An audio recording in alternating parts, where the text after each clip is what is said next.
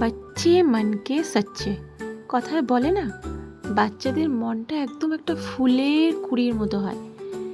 তো এখানে যাদের দেখছো, এনারা কিন্তু আমার পুত্র মিস্টার শ্রিয়ান চ্যাটার্জির বন্ধুরা। তো তাদের সাথে তার একটুখানি গেট টুগেদার ছিল। ভাবলাম একটু নিয়েই যাই, একটু মজা করে আসুক, একটু আনন্দ করে আসুক। সবসময় ঘরের মধ্যে থাকে, একটু আনন্দ করে আসুক। ওদের সাথে আমরা একটু আনন্দ করে নিলাম। তো দেখো কি সহজ সরল না ওরা, মানে ওদেরকে দেখে ভাবি এই যে বাইরের এত অনাচার অবিচার চলছে, এত কিছু চলছে, অথচ এদেরকে দেখলেই মানে কি বলবো, খুব মানে মন থেকে না ভীষণ আনন্দ হয় আর খুব ভালো লাগে। এদের সহজ সরল মুখগুলো দেখলে, এদের যে মানে এদের যে অ্যাক্টিভিটিগুলো রয়েছে, এরা যা যা করে সারাদিন ধরে, এগুলো দেখলে বেশ মনটা খুশিতে ভরে ওঠে। না হলে তো জানোই আজকাল সমাজে যা চলছে সেগুলোর কথা ভাবতে গেলেও গায়ে কাঁটা দিয়ে ওঠে। তো এইসব ছোটো ছোটো বাচ্চাগুলো এদেরকে এরা ভালো করে বড় হোক, এরা ভালো মানুষ হোক, ভালোভাবে নিজের জীবনটাকে কাটাক, এটাই আমরা চাইবো। এরা ভালোভাবে পড়াশোনা করুক, এরা সকলের উপকারে আসুক। আর সব থেকে বড় যে ব্যাপারটা আমি বলতে চাই সেটা হচ্ছে, এরা যেরকম নিজেদেরকে সম্মান করবে, সেরকম বাকি আশেপাশে যারা রয়েছে, এদের আশেপাশে যারা থাকবে তাদেরকে ওরা সম্মান করবে, নিজেও ভালো থাকবে এবং সকলকে ভালো রাখবে। যাই হোক, অনেক জ্ঞান দিয়ে দিলাম, কিছু ভাববেন না, ঠিক আছে? আচ্ছা, এই যে কেকটা দেখতে পাচ্ছ না, এই কেকটা কিন্তু দারুণ ছিল খেতে, হোমমেড। আমাদেরই এক বন্ধু বানিয়ে নিয়ে এসছে, প্রিয়াঙ্কা, ও দারুণ করেছিল কেকটা।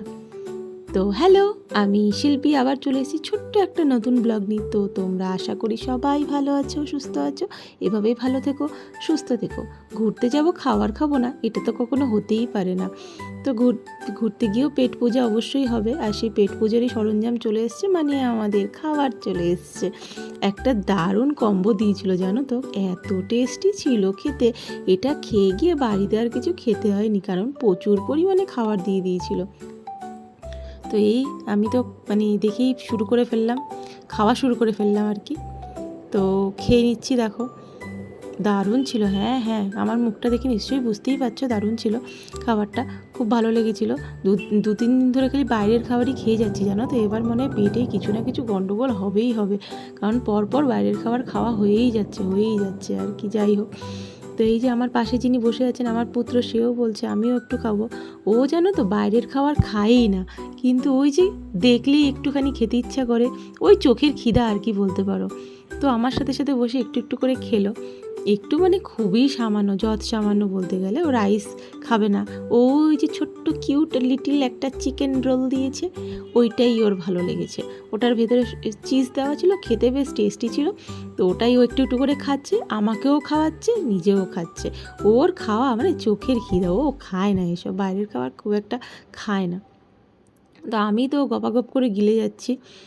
তো দারুণ টেস্টি ছিল খাবারগুলো।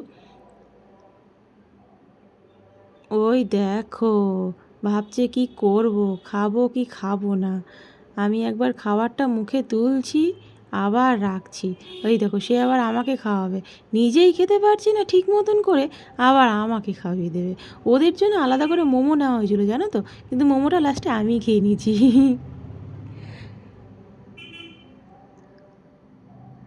এই যে লাফালাফি শুরু হয়ে গেছে।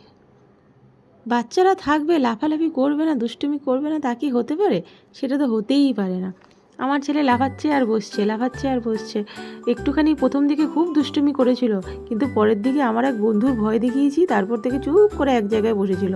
যাই হোক, বাচ্চাকে যদি ভয়টা না দেখাতাম না, সাংঘাতিক। এখানে যে কটা বাচ্চা দেখছো, সব কটা বাচ্চার থেকে কিন্তু আমার ছেলেই বেশি দুষ্টু। হ্যাঁ, ওর দুষ্টুমিটা অন্যরকম। তো যাওয়ার পালা শুরু। তো টাটা, বাই বাই, সবাই ভালো থেকো, সুস্থ থেকো।